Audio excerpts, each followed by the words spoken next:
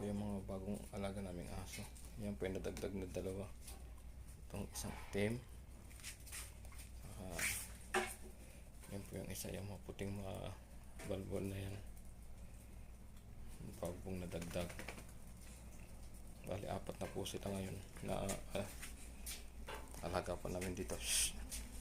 Kusar po silang dumating dito sa aming kampo, sa loob ng aming bilya, ng aming kampo. Siguro po mga pinakawala na sila ng dating nilang amo, yung dating nilang nag-aalaga sa kanila. Baka umalis na o lumipat na ng ibang tirahan, kaya iniwanan na sila.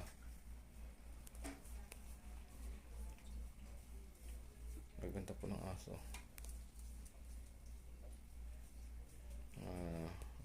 Kuwan po sila. Sa atin din sa Pinas, mamahal itong mga aso na to.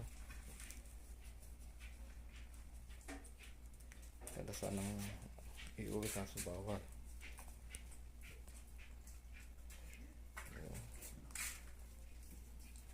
Ganda ng kuwan niya. Hindi pala siya napapaliguan. Walang sa pala. Paliguan na lang. Yan. 4 sila. Nakakatuwa.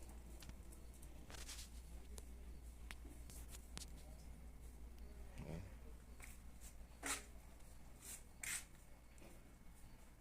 Yung dati may mga pusong alaga yan. Hindi na sila gano'n na asikaso.